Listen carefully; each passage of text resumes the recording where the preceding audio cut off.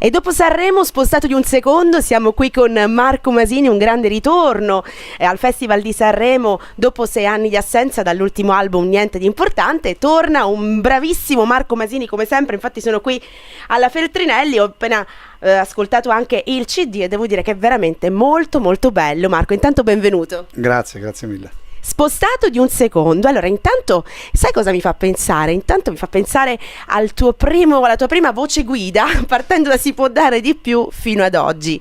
Marco Masini, da disperato, da l'uomo volante, insomma dagli esordi, quanto è cambiato e cosa faresti se avessi la possibilità di spostare in realtà tutto di un secondo?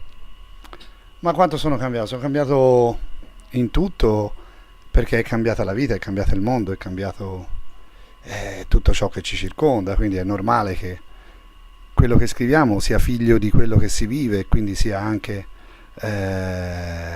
un'evoluzione obbligata, naturale, che comunque la vita ci fa fare, e quello che poi alla fine, diciamo, oggi non può essere assolutamente né uguale né vicino a quello che dicevamo quando avevamo 20-25 anni, anche perché racconteremo delle cose che non esistono più. La felicità. Cos'è la felicità per Marco Masini? Ma guarda, una definizione di Benigni mi è sempre rimasta nel cuore, il fatto che la felicità ce l'abbiano regalata da piccoli e poi non l'abbiamo nascosta in qualche maniera, l'abbiamo nascosta sottoterra come fa il cane con l'osso e troviamo sempre difficoltà a ritrovarla.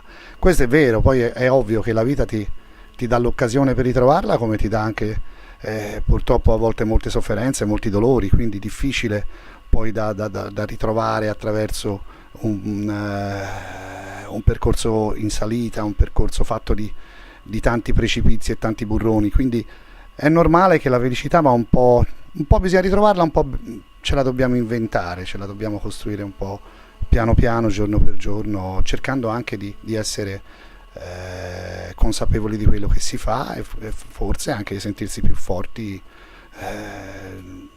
a seconda ovviamente delle guerre che si è combattuto, a seconda di quelle che abbiamo vinto e di quelle che abbiamo perso.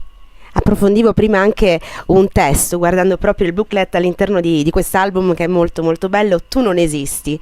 Ecco, è un brano molto molto profondo, un brano dove si parla realmente di un amore che esiste e non esiste in questo caso.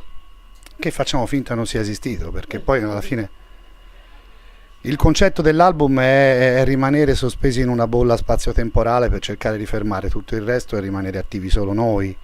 Quindi anche questo concetto può essere in qualche maniera ripreso attraverso la convinzione che una persona che magari abbiamo vissuto e che ci ha portato a una sofferenza non sia mai esistita. Marco, secondo me il tuo arrangiamento di Signor Tenente è stato veramente geniale, cioè sei riuscito a trasmettere un brano dell'energia talmente forte che mi ha fatto emozionare, con una nota che non era la stessa nota di Faletti, era un'altra nota, una mononota, però con delle cariche pazzesche davvero.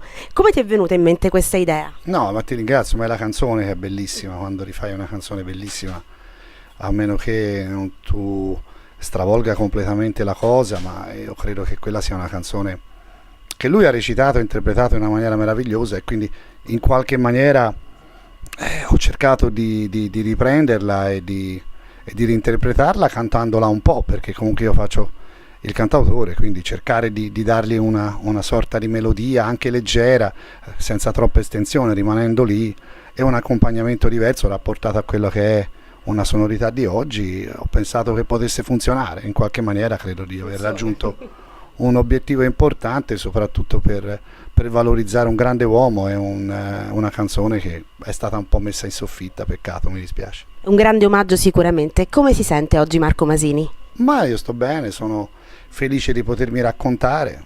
Questo è stato un momento particolare per me, perché ho in qualche maniera fatto uscire un pensiero che è nato tanti anni fa, un cambiamento e una riflessione che ho fatto veramente vivendo, e adesso sto dimostrando a me stesso che sto vivendo, e quando uno dimostra a se stesso che vive, credo che sia il regalo più bello della vita stessa. E Marco Masini è davvero una grande persona, un grande album, e adesso ti lasciamo andare, io ti lascio andare, come insomma hanno fatto anche degli amici di un'altra trasmissione televisiva, le Iene, possiamo dirlo. Marco, tu sei simpaticissimo, davvero complimenti, e spero di vederti molto presto. Grazie di cuore, ciao.